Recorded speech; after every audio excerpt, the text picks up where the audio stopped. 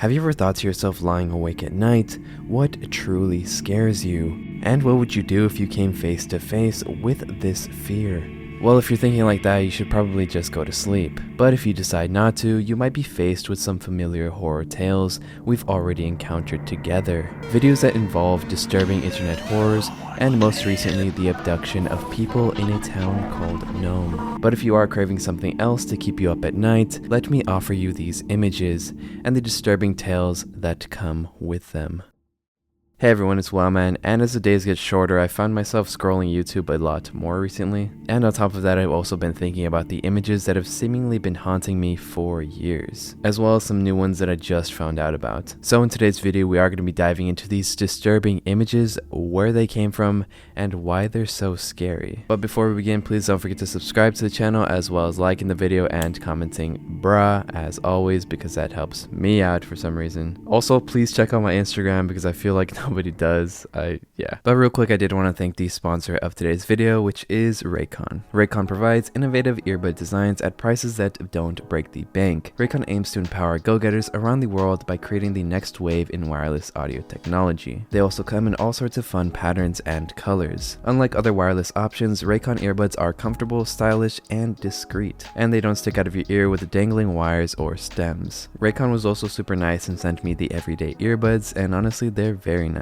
And using these while I edit is a game changer. I especially enjoy the awareness mode feature, so I can still be aware of my surroundings while I'm listening to music. Raycon has made a name for themselves in premium audio with products like their everyday earbuds and everyday headphones, plus their new line of Raycon Home and Raycon Power tech products, which include the Magic 180 charging cable and faucet filter. Raycon provides premium tech products at a great price and has earned tens of thousands of 5-star reviews. Raycon is also offering an early Black Friday promotion across their entire site, with 20% off of everything and select products up to 50%. Overall, Raycon is a must-have, with their everyday earbuds known for delivering high-quality audio with premium features like a 32-hour battery life and a perfect in-ear fit for lasting comfort. And on top of that, with the half-off price compared to other brands, it's no wonder they've racked up 78,000 5-star reviews. So get an early start on holiday sales by shopping Raycon's early Black Friday sale today. Go to buyraycon.com/wowman to get 20 to 50% off site-wide.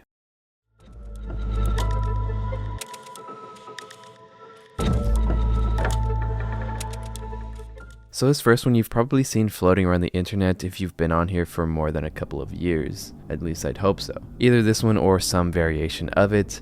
I really like this Tyler one, I think it's really funny. Now this image first appeared back in 2008 and is attached to a video called Marina Mordgard Glesgorv. Within the video we can see a man standing, staring at the camera, and nothing else really happens.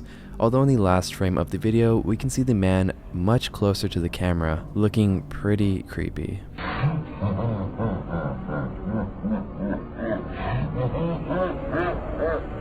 And alongside this video came a tale of when the video was first uploaded to YouTube. Because supposedly when this video was first uploaded to YouTube, it kind of just fell into obscurity, as do a lot of YouTube videos that are uploaded to the site. And when it first appeared, it only garnered a total of 153 views, which in itself is kind of a lot of views, but considering how infamous this image is, for it to only gain 153 views at its first upload is pretty crazy. And it's said that out of those 153 people that were unfortunate enough to click on this video, all of them ended up not aliving. But before they did so, things got pretty graphic, and they ended up taking out their own eyeballs and mailing it to YouTube's head office in San Mateo. Subsequently, when the people were finally discovered, they also found carvings on them. I'm not going to say where, but those carvings have yet to be deciphered. Now all of this is from a creepypasta that stemmed from this video, but it's still incredibly creepy to think about. And supposedly when this video was first uploaded, it was supposed to be 2 minutes in length, although those minute and 15 seconds were cut because what happens after the 45-second mark is what caused all of these people to do this thing. And within the creepypasta regarding the Mariana video, it even states that a YouTuber reviewer ended up watching the video as well. And although he didn't suffer the same fate as those other people, something very peculiar happened to that YouTube reviewer. It's said that after he started watching the video, once he reached the 45-second mark, he started screaming uncontrollably. It even states that the man is now heavily sedated, unable to recall what he saw, and if the sedations wear off, he just continues screaming as if he just watched the video. All of his coworkers were also there when he began screaming, although none of them dared to look at the screen because of what it might do to them. And the only thing that they could recall is hearing a high-pitched drilling sound.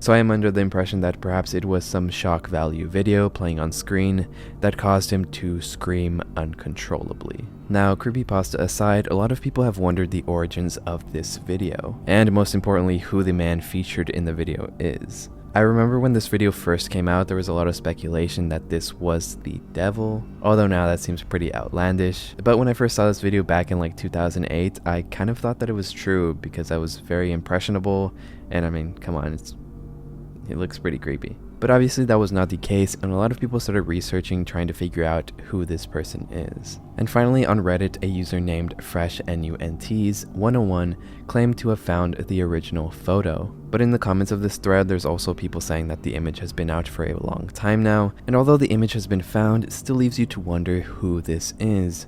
Because on reverse searching this image, there's nothing to be found.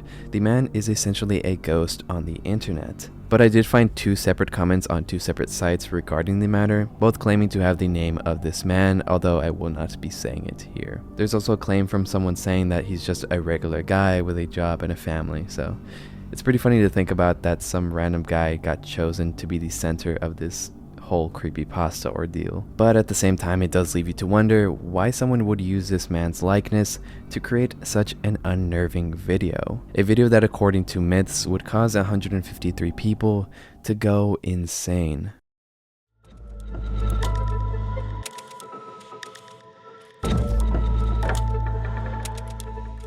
The Mario Victim 1 photo has been floating around the internet since the early 2010s.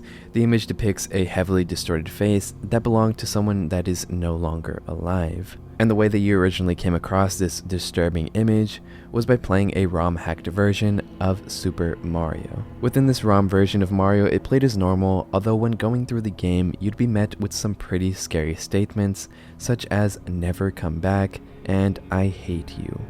Not to mention that the level was completely barren, there were no enemies, and no music was playing either. And when Mario defeats the first castle, you'd be met with this unnerving image appearing on screen alongside text that reads, "Victim number 1. Eyeballs were unable to be found. The person was found lying on the carpet. Causes of no longer alive unknown. Hand marks with unidentifiable fingerprints were found all over the person," which is a pretty creepy image to find while you're just trying to play a free version of Mario. No, in reality, all of this originated from a creepypasta that went alongside this image, telling the story of a moderator on a ROM hack website who came across this weird ROM hack. However, even though all of this was from a creepypasta, there are a lot of people that claim that this was real, and by addition, so was the image. Now, there's a lot of stuff that contributes to the origins of this image, which includes an ARG as well, but it's pretty long and complicated, and essentially what happened is that someone created an entire ARG revolving around this image. But the weirdest part about this ARG is that it was, weirdly enough, created by a singer called Jordan Davis.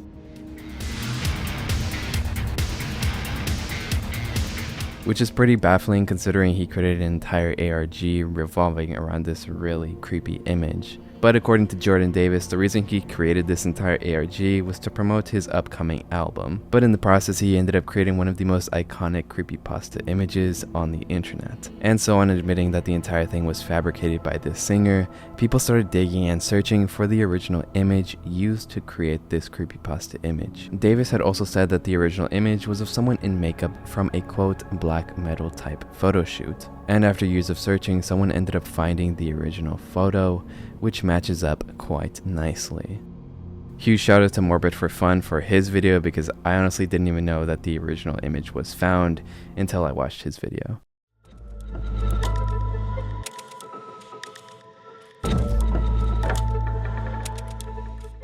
This next image originates from the lost episode of SpongeBob SquarePants, an episode that I'm sure a lot of you are already familiar with, called Squidward's Not Alive. The disturbing image that I found was a fan-made version of it, and in the original photo, we can see Squidward's eyes that appear more like gaping holes in his head, and his eyes a bright red, oozing a red liquid. This image originating from this creepypasta, and we'll go through the main part before discussing the ramifications of this image. So within the creepypasta, it tells the story of an intern working at Nickelodeon Studios, and how he was given a tape called Squidward's Unalive. And he even goes to detail saying that he didn't think that this was creepy at all, because a lot of the times animators like to mess around with the titles of the episodes, but saying that upon receiving the tape, he didn't really think much of it because the animators had been known to mess around the titles from time to time. So with this one, he didn't think that it was much else other than an edgy title. The shot goes to Squidward sitting on the edge of his bed, looking very forlorn. The view out of his porthole window is of a night sky, so it isn't very long after the concert. The unsettling part is at this point there is no sound, literally no sound, not even the feedback from the speakers in the room. It's as if the speakers were turned off, though their status showed them working perfectly. He just sat there, blinking in this silence for about 30 seconds. Then he began to sob softly. He put his tentacles over his eyes and cried quietly for a full minute more.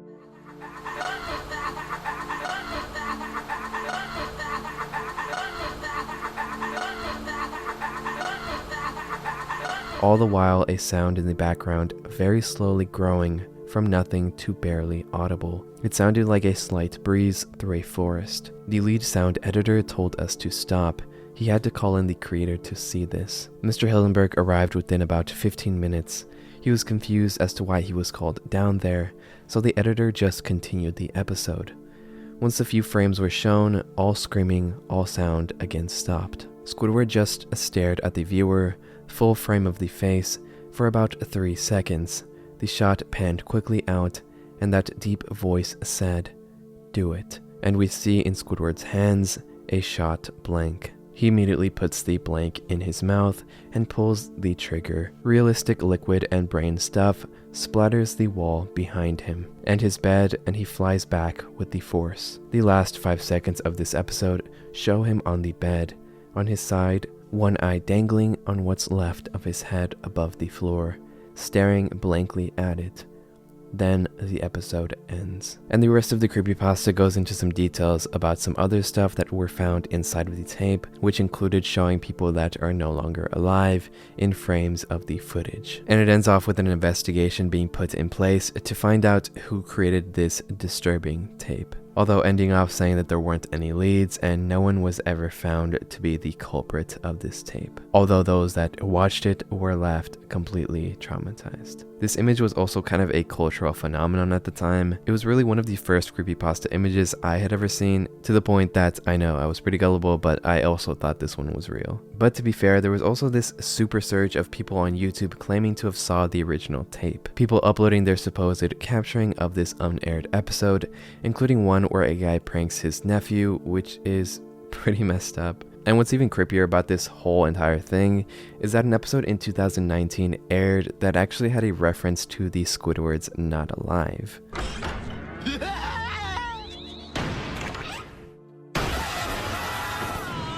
It's pretty unnerving to see that this was put on the air, especially if you were just some random kid watching TV and didn't know the reference. Or even worse, if you did know the reference and you were a little kid, you'd probably lose your mind.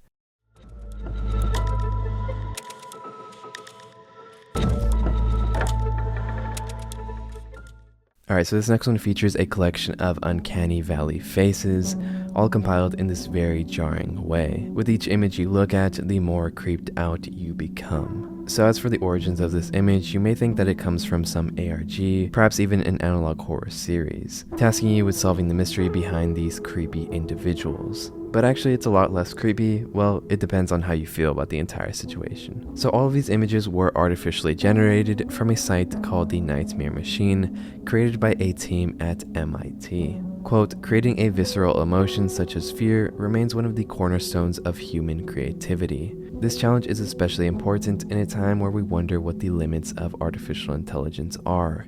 Can machines learn to scare us? It's honestly pretty scary when you start to think about it, and the more people that visit this site, the better the algorithm gets at determining what humans find terrifying. I tried it out myself, and it prompts you with 10 images and tasks you with telling it what you find scary, to which it will generate another one that hopefully this time scares you. And in all honesty, it's pretty creepy to think about the implications that this kind of technology could have in the future, especially considering how disturbing some of these images are. It gets you thinking if we'll reach a point where an algorithm knows exactly what makes your skin crawl, and what could that information be used for? But yeah, feel free to let me know how this AI horror imagery makes you feel, and which one of these images freaked you out the most. I'd love to know. But for me, the one that always hits the hardest is the Squidward Not Alive. I mean, I saw this when I was pretty little, so it still kind of gives me the creeps. Also, a huge thank you to my ultimate tiers, Alejandra from the Tower, 1998, and K-pop lover X3. And if you want to support me and get early access to videos, it's only $1.99, so yeah, that'd be super great if you did. But if not, please check out my Instagram, it's right here.